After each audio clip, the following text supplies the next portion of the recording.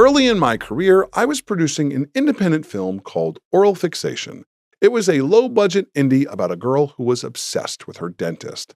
And like a lot of early projects, we didn't have a lot of money or a big budget, but I was fortunate enough to have a great crew with very high-level people who are very talented. And I was probably about halfway through this production of, say, a 20 to 25-day shoot when something happened right in the middle of that schedule.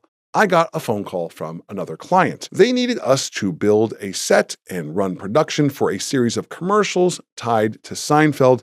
Now, we had done this once before for them. They were a pre-existing client. And this go around, they wanted us to create the Costanza living room. And I am thinking, how the hell am I going to do both? Because they're overlapping in schedule, and this is a rush job now. At that moment, my entire crew and my entire staff was working on this indie film, and we were contractually obligated to stay on schedule and deliver. But the reality is, this is also a business, and the 2-day shoot I would have for Sony Pictures, delivering a series of commercials for Seinfeld, would be more lucrative and pay more than the entire month's earnings that we would make on this indie film. So, what do? Well, first, I communicated. I went to the financiers, I went to the director of the film, and I didn't sugarcoat it. I said, listen, we have an awesome opportunity to take on another project, and so I need to push back filming a week. And I explained it doesn't hurt the film, it doesn't impact the budget, it doesn't change deadlines, it really just pushes production back 1 week. And because of that, I didn't get any pushback from anyone on that film at all. So now I knew I could move forward and devise a plan. I brought in a few extra people specifically to just work on the Seinfeld shoot while the other crew wrapped up that week's production on the film, and then we would kind of merge them together. In that transitionary week, we filmed during the day, and then we prepped for the commercials at night. And look, I was much younger back then, which means I had a hell of a lot more stamina, so not sleeping wasn't that much of a big deal. And I made sure that everyone who was in those trenches with me was taken care of. Because here's another truth. Money fixes a lot of problems. We paid people working on that Seinfeld shoot very well. We respected their time. We knew that they were doing double duty, and we needed them to show up and deliver. And somehow we pulled off both.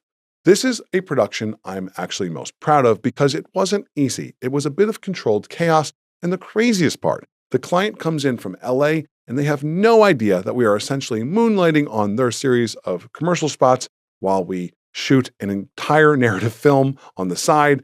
And I just remember them walking on set and saying, wow, this is better than we expected. And you know why that is? Because even though we were kind of stretched thin, we did not cut corners. We went through every still frame of the Costanza apartment from the TV show and we studied it. We were up all night matching decor, matching clothes, matching couches, chairs, color palettes, paint, walls, doors, and we got it as close as possible. We delivered, and we even got to work with the amazing and now deceased Jerry Stiller, who was an absolute class act and just a great guy. So, what's the takeaway? Say yes to everything, and then figure out how to make it work. Now, that doesn't mean to be reckless. It doesn't mean to overpromise and underdeliver. It means if an opportunity comes your way, don't shut it down out of fear. Step up, communicate, build a plan, and take care of the people who are working extra hard with you. And then execute. Because in this business, opportunities don't wait. And the people who grow are the ones who know how to handle more than one thing at a time and don't let them fall apart in the process. So, I'll leave you with this. A little clip from the commercial series from way back then.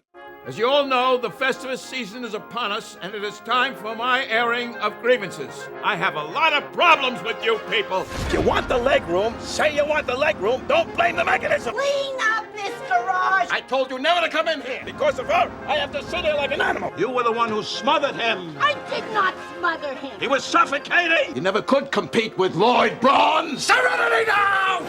From our house to your house. Happy Festivus. Get